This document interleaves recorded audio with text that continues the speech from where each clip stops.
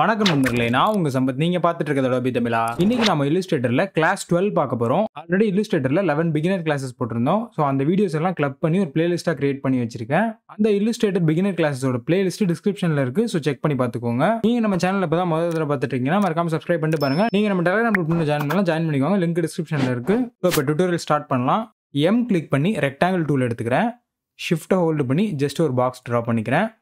And அந்த பாக்ஸோட ஸ்ட்ரோக்கை வந்து இந்த ஏரோ கிளிக் பண்ணி ஃபில்லாக மாற்றிக்கிறேன். தென் ஸ்வாச்சஸ் பேனல் ஓப்பன் பண்ணிவிட்டு சம் கலர் சூஸ் பண்ணிக்கிறேன்.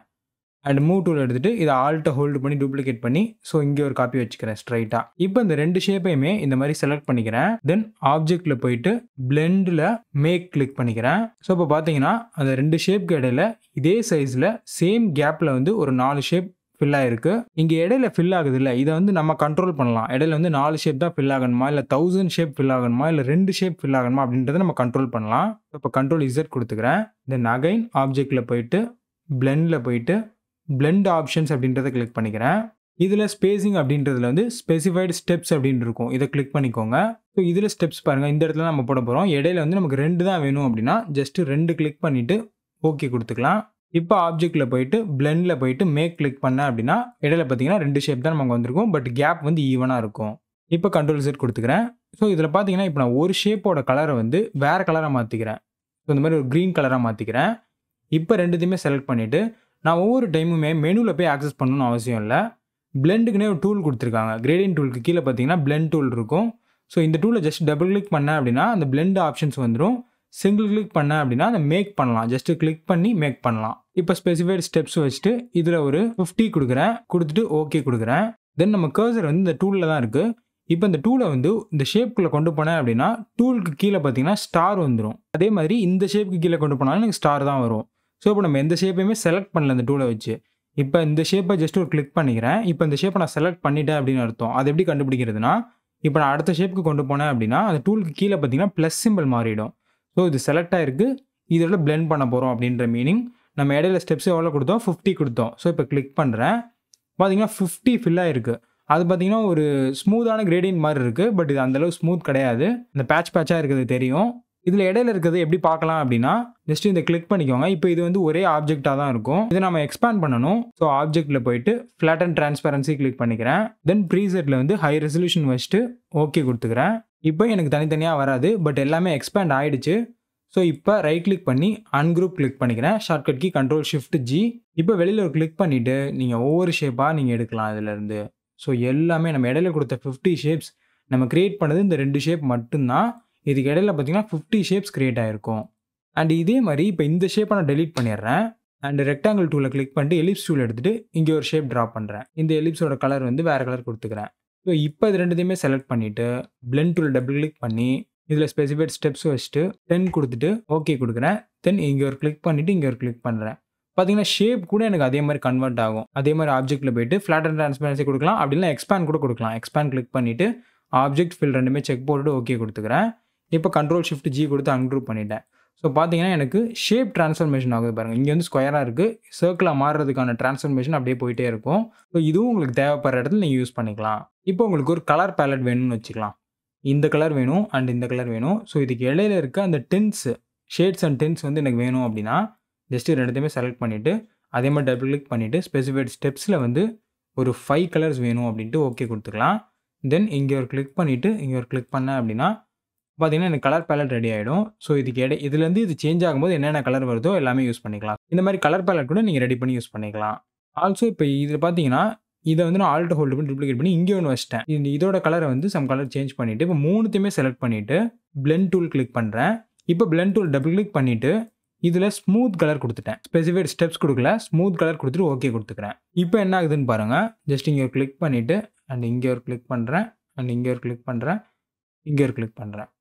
இப்போ பார்த்தீங்கன்னா எனக்கு ஸ்மூத்தாக இருக்கும். ரொம்ப அந்தளவுக்கு லேயராக தெரியாது. இந்த மாதிரி நீங்கள் எத்தனை ஷேப்பை வேணாலும் பிளெண்ட் பண்ணிக்கலாம். இதே நீங்கள் எக்ஸ்பேண்ட் பண்ணி பார்க்கலாம். ஆப்ஜெக்ட்டில் போய்ட்டு எக்ஸ்பேண்ட் கிளிக் பண்ணுறேன். தென் Ctrl+Shift+G கொடுத்தா நமக்கு மைன்யூட்டாக இருக்கும் ஒவ்வொரு லேயருமே. ஸோ இடையில எவ்வளோ இருக்குன்னே தெரியாது. 1000க்கு மேலே இருக்கும். ஆல்ரெடி இப்போ எல்லாம் பார்த்துட்டோம். அகைன் இன்னும் டபுள் கிளிக் பண்ணிவிட்டு ஃபைனலாக ஒன்றே ஒன்று மட்டும் பார்த்துக்கலாம். ஸ்மூத் கலர் பார்த்தாச்சு, ஸ்பெசிஃபைட் ஸ்டெப்ஸ் பார்த்தாச்சு, ஸ்பெசிஃபைட் டிஸ்டன்ஸ் அப்படின்றத கிளிக் பண்ணிவிட்டு ஒரு 50 mm கொடுத்துட்டு ஓகே கொடுத்துக்கலாம். தென் இங்கே ஒரு கிளிக் பண்ணிவிட்டு இங்கே ஒரு கிளிக் பண்ணுறேன். பார்த்தீங்கன்னா இடையில இருக்க கேப் பார்த்தீங்கன்னா எனக்கு கரெக்டாக 50 இருக்கும். இந்த மாதிரி நீங்கள் டிஸ்டன்ஸை வச்சும் கிரியேட் பண்ணிக்கலாம். நம்ம வேல்யூ செட் பண்ணிவிட்டு ஓகே கொடுத்தா தான் நம்மளால் ப்ரிவ்யூ பார்க்க முடியுமா அப்படின்னு கிடையாது.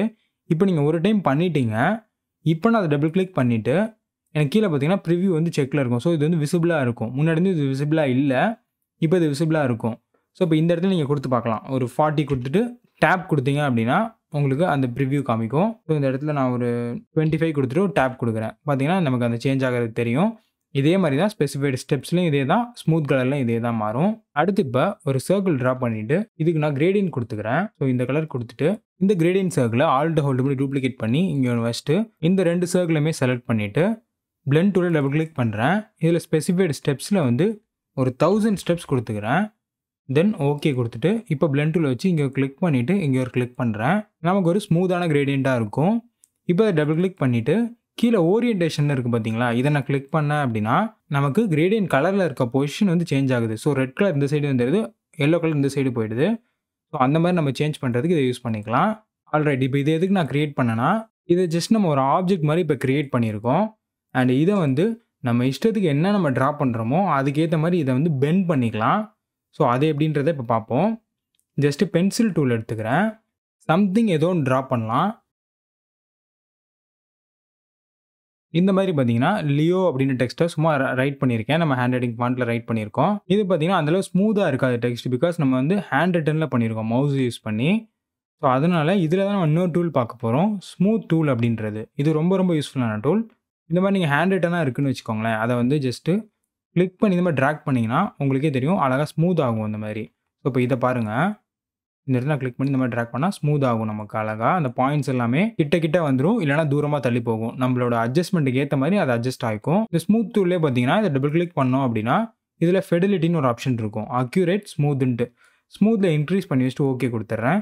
பார்த்தீங்கன்னா நம்ம நல்லா ஸ்மூத் ஆகும். நமக்கு பாயிண்ட்ஸ் எல்லாமே கம்மி பண்ணிடும் இந்த ஃபெடிலிட்டியை இன்க்ரீஸ் பண்ணோம் அப்படின்னா. நமக்கு இந்த ரவுண்ட் ஷேப்பில் வேணும் அப்படின்னா அதுக்கேற்ற மாதிரி நம்ம இந்த அட்ஜஸ்ட் பண்ணிக்கலாம். இதுவே நான் ஃபெடிலிட்டியை நல்லா டிக்ரீஸ் பண்ணிடுறேன், அக்யூரேட்டில் வச்சேன் அப்படின்னா நம்ம எப்படி ட்ரா பண்ணுறோமோ அதுக்கேற்ற மாதிரி இது ஒர்க் ஆகும். ஸோ இப்போ பாருங்கள், இந்த இடத்துல இந்த மாதிரி ட்ரா பண்ணேன் அப்படின்னா அந்த இடத்துல பாருங்கள் நிறையா நோட்ஸ் வந்துடுது. ஸோ இந்த நோட்ஸை க்ரியேட் பண்ணி அட்ஜஸ்ட் பண்ணும். அக்யூரேட் அப்படின்றது, ஸ்மூத் அப்படின்றது நோட்ஸை ரெடியூஸ் பண்ணி ஸ்மூத் ஆகும். ஸோ நம்ம டபுள் கிளிக் பண்ணி இதை ஆவரேஜாக அந்த மாதிரி மிடிலாக இந்த சைடு ஸ்மூத் சைடு கொஞ்சம் இந்த மாதிரி வச்சிட்டோன்னா நமக்கு ரெண்டுமே பர்ஃபெக்டாக வந்துடும். நோட்ஸும் அந்தளவு காலியாகாது. ஸோ இந்த மாதிரி ஓரளவு உங்களுக்கு சாட்டிஸ்ஃபையாக இருக்க வரைக்கும் பண்ணிக்கோங்க. அண்ட் இந்த ஸ்பைன் இதில் நம்ம ரீப்ளேஸ் பண்ண போகிறோம்ல இந்த இதை, ஸோ இது இவ்வளோ பெருசு இருக்கக்கூடாது. பிகாஸ் டெக்ஸ்ட் நமக்கு இந்த இடத்துல இவ்வளோ பெருசு ரீப்ளேஸ் ஆனால் எப்படி இருக்கும். அதனால் நம்ம இது என்ன பண்ணுறோம், ஷிஃப்ட்டை ஹோல்டு பண்ணி சைஸ் இந்த மாதிரி ரெடியூஸ் பண்ணிக்கிறோம் கொஞ்சம். இது ரெண்டுத்தையுமே செலக்ட் பண்ணிக்கிறேன். இந்த டெக்ஸ்ட்டை ரைட் பண்ணோம்ல பென்சில், அதையும் இதையும் செலக்ட் பண்ணிவிட்டு ஆப்ஜெக்டில் போயிட்டு பிளெண்டில் ரீப்ளேஸ் ஸ்பைன் அப்படின்றத கிளிக் பண்ணிக்கிறேன். பார்த்தீங்கன்னா நம்ம ட்ரா பண்ணதுக்கு ஏற்ற மாதிரி அழகாக 3D மாதிரி தெரியுது பாருங்கள். ஸோ இதுவே நம்ம கொஞ்சம் நல்லா ரைட் பண்ணியிருந்தோம் அப்படின்னா நல்லா இருந்திருக்கும். ஸோ இந்த மாதிரி நீங்கள் யூஸ் பண்ணிக்கலாம். இதில் நீங்கள் இந்த டூலை டபுள் கிளிக் பண்ணிவிட்டு இதில் ஸ்பெசிஃபைட் ஸ்டெப்ஸுக்கு கீழே ஓரியன்டேஷன் இருக்குது பாருங்கள். ஸோ இதை நீங்கள் சேஞ்ச் பண்ணிங்க அப்படின்னா கிரேடியன்ட்டோட இதை நம்ம சேஞ்ச் பண்ணிக்கலாம். ஸோ பார்த்தீங்கன்னா உங்களுக்கே தெரியும்.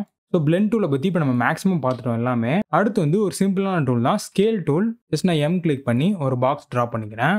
ஆல்ரெடி நம்ம பழைய கிளாஸ்லேயே ப்ராப்பர்ட்டிஸ் பேனல்லாம் பற்றி டீட்டெயிலாக பார்த்துட்டோம். இந்த டூலை செலக்ட் பண்ணோம் அப்படின்னா நமக்கு ப்ராப்பர்ட்டிஸ்ன்ற ஒரு ஆப்ஷன் வரும். இதில் ரெஃபரன்ஸ் பாயிண்ட் செட் பண்ணுற மாதிரி இருக்கும். ஸோ இப்போ நான் இந்த ரைட் சைட் கார்னரில் ரெஃபரன்ஸ் பாயிண்ட்டை செட் பண்ணிவிட்டு வித்தில் வந்து ஒரு 100 அப்படின்னு கொடுக்குறேன். பார்த்தீங்கன்னா எனக்கு இந்த சைடு தான் இன்க்ரீஸ் ஆகும், இந்த சைடு எதுவுமே நமக்கு சேஞ்ச் ஆகாது. ஸோ ரெஃபரன்ஸ் பாயிண்ட்டை இந்த 9 பாயிண்டில் எந்த பாயிண்டில் நம்ம செட் பண்ணுறோமோ அந்த பாயிண்ட் மூவ் ஆகவே ஆகாது. இது என்ன நம்ம ட்ரான்ஸ்ஃபார்ம் பண்ணாலும் அது இதை மூவ் ஆகாமல் தான் அந்த ட்ரான்ஸ்ஃபார்மேஷன் நடக்கும். இது நம்ம ஆல்ரெடி ஏதோ ஒரு இனிஷியலாக பார்த்த கிளாஸஸ்லேயே பார்த்துட்டோம். ஸோ அதை பேஸ் பண்ணி தான் இந்த டூல் ஒர்க் ஆகுது. இந்த ஸ்கேல் டூல் எங்கே லொக்கேட் ஆகிருக்குன்னா எரேசர் டூலுக்கு கீழே பார்த்தீங்கன்னா ஒரு ஸ்கேல் டூல்னு ஒரு ஆப்ஷன் இருக்கும். ஸோ இதை கிளிக் பண்ணிக்கிறேன். இதை கிளிக் பண்ணோன்னே எனக்கு ஆப்ஜெக்ட் நடுவில் பார்த்தீங்கன்னா இந்த மாதிரி ஒரு ரெஃபரன்ஸ் பாயிண்ட் ஐக்கான் ஒன்று வந்துடும். ஸோ இதை நான் கிளிக் பண்ணி ட்ராக் பண்ணி கரெக்டாக இப்போ இந்த பாயிண்ட் கிட்ட வைக்கிறேன், ஆர் மேலே இங்கே வைக்கிறேன்னு வச்சுக்கலாம். ஸோ கரெக்டாக நம்ம செட் பண்ணுறதுக்கு ஷிஃப்ட்டை ஹோல்டு பண்ணிங்க அப்படின்னா அதுவே பர்ஃபெக்டாக போய் உக்காந்துரும். ஸோ இப்போ கையை விட்டுறேன். இப்போ ஆல்ட் ஹோல்டு பண்ணி இந்த பாயிண்ட்டை கிளிக் பண்ணேன் அப்படின்னா நமக்கு ஸ்கேல் ஆப்ஷன் வரும். ஸோ இப்போ யூனிஃபார்மாக ஒரு 200% இன்க்ரீஸ் பண்ணணும் அப்படின்னா 200 கொடுத்துட்டு ஒரு டேப் கொடுத்தேன் அப்படின்னா இந்த இடம் பார்த்தீங்கன்னா சேஞ்சே ஆகலை. பட் அப்படியே நமக்கு இந்த சைடு 200% இன்க்ரீஸ் ஆகிடுச்சு. இப்போ நான் ஒரு 50% ரெடியூஸ் பண்ணணும் அப்படின்னா அதே மாதிரி 50% ரெடியூஸ் ஆகும். பட் இந்த இடம் மட்டும் நமக்கு எதுவுமே ஆகாது. ட்ரான்ஸ்ஃபார்மில் பார்த்த அதே இது தான். இதுவே எனக்கு நான் யூனிஃபார்மாக வரணும் அப்படின்னா நான் யூனிஃபார்மில் கிளிக் பண்ணிவிட்டு இதில் வெர்டிக்கல் அப்படின்றத ஒரு 70 கொடுக்குறேன். பார்த்தீங்கன்னா வெர்டிகலா மட்டும். ஏன்னா யூனிஃபார்ம் நம்ம குடுக்கல. நான் யூனிஃபார்ம் குடுத்துருக்கோம். ஸோ வெர்டிகல் 70% இன்கிரீஸ் ஆகுது. இதுவே இப்ப இதுக்கு ஒரு ஸ்ட்ரோக் இருக்குன்னு வச்சுக்கலாம். சம் கலர்ல ஸ்ட்ரோக் இருக்கு. இப்போ நான் அந்த பாயிண்ட்ட இங்க வச்சுக்கிறேன். இந்த சைட்ல வச்சுட்டு, ஆல்ட் ஹோல்டு பண்ணி கிளிக் பண்ணலாம். அப்படி இல்லன்னா ஸ்கேல கூட இங்க டபுள் கிளிக் பண்ணலாம். ஸோ ஆல்ட் ஹோல்டு பண்ணி, இதுல இப்ப நான் ஸ்கேல எடுத்து விட்டுர்றேன். Scales, corners, scale, strokes and எஃபெக்ட்ஸ எடுத்து விட்டுட்டு, இப்ப நான் யூனிஃபார்மா ஒரு 20% ரெடியூஸ் பண்ணிக்கிறேன். பார்த்தீங்கன்னா, எனக்கு ஸ்ட்ரோக் எவ்வளோ வெயிட்ல இருந்துச்சோ, அதே 5 பாயிண்ட்ல தான் இங்கேயும் இருக்கு. ஸோ இப்ப நான் ஸ்கேல், ஸ்ட்ரோக்ஸ் அண்ட் எஃபெக்ட்ஸ் அப்படின்றத செக் போட்டேன் அப்படின்னா, ஆட்டோமேட்டிக்கா பார்த்தீங்கன்னா, நம்ம எவ்வளோ ரெடியூஸ் பண்ணோமோ, அதுக்கேத்த மாரி இந்த ஸ்ட்ரோக்கும் ரெடியூஸ் ஆயிருச்சு பாருங்க. இப்ப நான் ஒரு 100% இன்கிரீஸ் பண்றேன் அப்படின்னா, அதே மாரி ஸ்ட்ரோக்கும் அதுக்கு ஏத்த மாரியே இன்கிரீஸ் ஆகும். ஸோ நமக்கு அது ஆக்வர்டா தெரியாது. ஸ்கேல் கார்னர்ஸ் அப்படின்றது ரவுண்டட் கார்னர்ஸ் இருந்துச்சுன்னா, அதுவும் அதுக்கு ஏத்த மாரியே இன்கிரீஸ் ஆகும், டிக்ரீஸ் ஆகும். அவ்வளோதான் கைஸ். இந்த வீடியோல நம்ம 3 டூல் பத்தி பார்த்துருக்கோம். ஸோ இந்த வீடியோ உங்களுக்கு யூஸ்ஃபுல்லா இருந்துச்சுன்னா, மறக்காம கமெண்ட்ஸ்ல சொல்லுங்க. அடுத்த வீடியோல வேற ஒரு இன்ட்ரஸ்டிங்கான கன்டென்ட்டோட சந்திக்கிறேன் நண்பர்களே. நன்றி, வணக்கம்.